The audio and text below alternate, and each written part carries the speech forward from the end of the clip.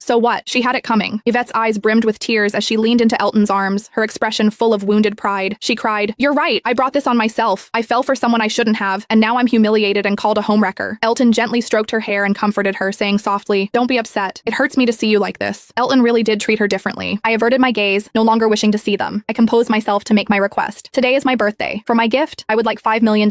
I always thought that this was amusing. Despite being his wife, I always had to go through his secretary whenever I needed money. This time, when the funds didn't appear in my account, I decided to visit him in his office. That's when I discovered that he had already replaced his senior secretary. Before we got married, the deal was simple. He wanted me, and I wanted his money. Elton had always hated that I was materialistic and that I didn't love him. In the past, no matter how much money I requested from him, he always obliged me without hesitation. Yet this time he sneered, "You want money? Fine. Apologize to Yvette first." This was the first time he used money as a means to control me for the sake of another woman. It seemed that he planned to spend $5 million to buy my pride and make Yvette feel better. I clenched my fists. After a long silence, I suddenly let out a quiet laugh. Suppressing the pain coursing through my body, I turned and walked away. I no longer wanted the money. Still, I wondered if Elton would regret not realizing that the money could have bought me more time and alleviated my suffering before I died. Thus, I returned home alone, the relentless pain from cancer forcing me to curl up in bed. Lacking the funds for medication, I resorted to taking sleeping pills, trying to deceive myself. As long as I stayed asleep, the pain would disappear. After I fell asleep, I had a dream about a time when I was 18. Elton was still poor, but loved me deeply. On my birthday that year, we couldn't afford a cake and could only envy others as they celebrated theirs. Elton hugged me tightly, hiding the tears in his eyes. He promised me, "One day, when I have money, I'll give you all the good things in the world." At that time, I felt like the happiest woman in the world. In a sleepy haze, I heard my phone ring. I picked it up, and a deep, familiar voice said my name. "Hetty." I smiled and replied tenderly, "Elton, I want some cake." The sleeping pills wore off in the middle of the night, and the pain woke me up. That was when I realized that Elton had come home. He hadn't been home in a long time. He had purchased a villa for Yvette, where they lived together like a typical married couple. Elton leaned against the floor-to-ceiling window, a wine glass in his hand, and looked at me with a tenderness that I hadn't seen in a long time. As I walked past him in search of some painkillers, Elton suddenly grabbed my hand and asked, "Hetty, why have you lost so much weight recently?" His tone was full of concern, as if he still loved me. But I refused to believe it, especially since he seemed to have just come from another woman's bed. I pulled my hand away and replied with disgust, "That's none of your business." Elton was abruptly shaken off, and his expression turned cold in an instant. When I entered the living room, I saw a cake with lit candles on the table. That was when I realized that the phone call had been real. I had mentioned my craving for cake, and that very night, Elton went out to get one. I couldn't help but wonder if this was his attempt to atone for forgetting my birthday, but I was dying. I didn't need cake, and I certainly didn't need Elton anymore. I didn't spare the cake a second glance. Elton frowned and grabbed my hand. "Hetty, are you messing with me? Or are you mad that I forgot your birthday?" "I didn't actually forget.